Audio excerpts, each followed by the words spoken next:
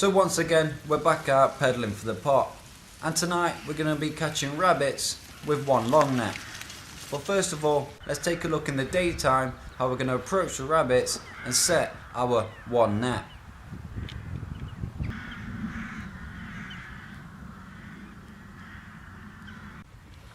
So as you can see, there's enough rabbit damage on this small farm, and a hidden bolt hole could present a danger to these horses.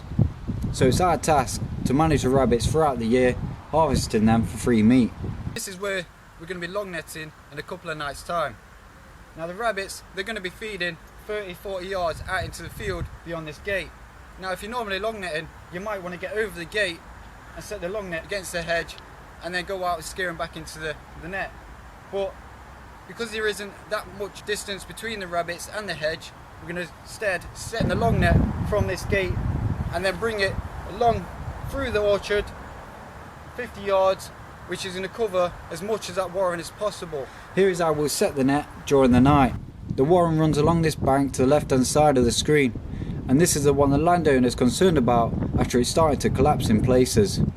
The hedge to the right of the screen doesn't have any warrens beneath it, and the rabbits will only pass through it to feed in the next field. Now the net we're using is made from 6-head nylon twine, and it's fixed to these poles, which enables us to run the net out very quickly. But we must use all our field craft to outwit these bunnies.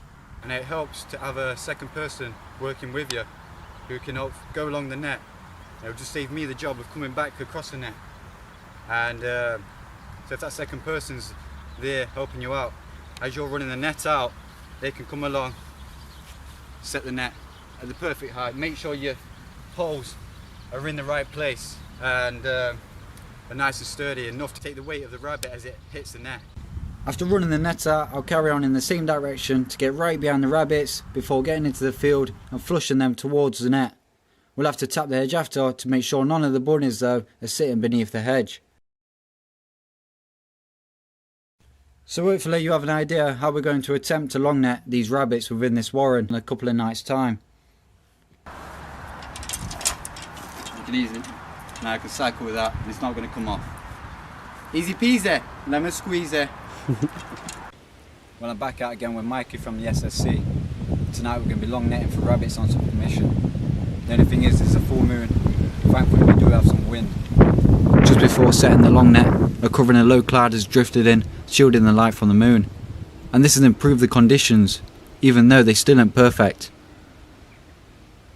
So I've circled around where I thought the rabbits were feeding, and they're out there at least, but heading off in the wrong direction. I just hope I haven't come into the field too early and scared them off.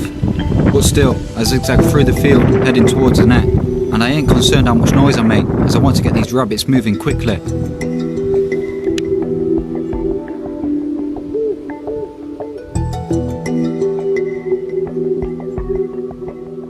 With the rabbits heading in the right direction, let's quickly check the nets and see if we've caught any dinner.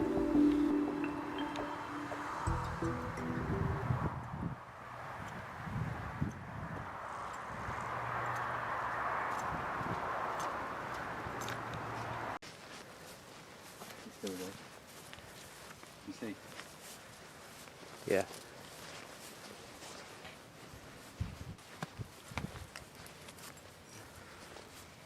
Leave that out.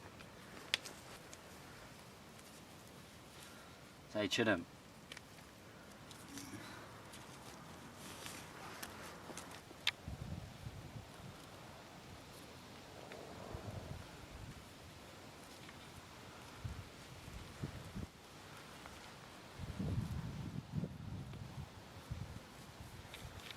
There we go. Been out, long nets, practice the art of long netting. All sorts of rabbit. As easy as that. To set the net and then flush the field and collect our rabbit took us about 10 minutes. Next time we promise to cook it up SSE style. Thanks for watching and stay subscribed throughout the season as we continue with more hunting adventures.